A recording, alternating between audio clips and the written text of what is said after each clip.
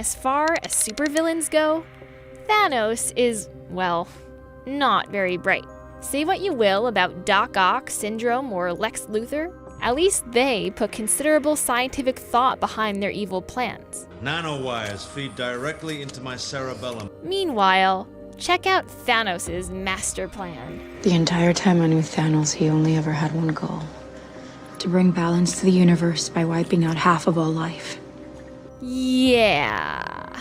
This scheme to conserve resources by eliminating half of all life makes no sense. In fact, it wouldn't save the planet. It would doom it. Let's start with his decision to wipe out half of humanity. Now, at first, you can see his reasoning. After all, there are 7.7 billion humans on the planet today. That's nearly 7% of all the people who have ever lived in the history of our species, which makes for a pretty crowded planet. So if half of us suddenly vanished, wouldn't that be a worthy sacrifice? No. Ethics aside, we'd still be left with almost 3.9 billion people, about the same world population in 1972. So if history repeats itself, it would buy us less than 50 years before we reached current levels again. And the same is true for many animal species, like deer, whose healthy populations would help them rebound quickly. But unfortunately, the same can't be said for endangered species, who have the opposite problem. Take the critically endangered Sumatran tiger, for example. Experts estimate there are fewer than 400 left on the planet. If half disappeared, there wouldn't be enough to sustain the population, and they would likely go extinct. And endangered sharks, hawks, and leopards would probably meet the same fate. And that's where Thanos' plan to save the world really falls apart. Once a top predator disappears, they can take the rest of their ecosystem down with them. Take gray wolves, for example. The US government eradicated them from Yellowstone in the 20th century. With the wolves gone, the elk population exploded and devoured the local vegetation, which disrupted the population of beavers, birds, and other species that relied on those plants to survive. And it gets even worse once you consider that half of every plant species on Earth is gone too.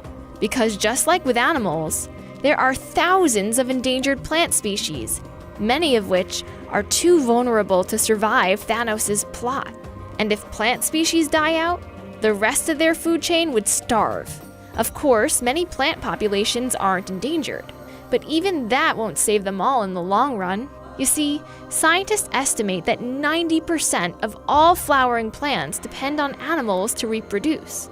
But Thanos wiped out half of all bees, fruit bats, and every other pollinator on the planet, many of which are already in trouble. For example, 50% of bee species in the Midwest have vanished in the past century. And the lesser long-nosed bat, a key pollinator in the Sonoran Desert, is also disappearing. So they would probably die off completely. And if enough pollinators go poof, we're looking at a possible total ecological collapse. So, while Thanos' plan wouldn't directly devastate thriving species, the chain reaction that could come from eliminating endangered species could really mess things up for everyone else left alive. No resurrections this time. Nice going, Thanos. To be fair, the planet has experienced mass extinctions before, and life recovered. For example, an asteroid strike 66 million years ago wiped out 75% of all species on Earth. And with the dinosaurs out of the way, our mammalian ancestors flourished. But even so, experts estimate it takes around 20 million to 30 million years to recover from a mass extinction. So unless waiting around for millennia was all part of the plan, the Mad Titan messed up, big time.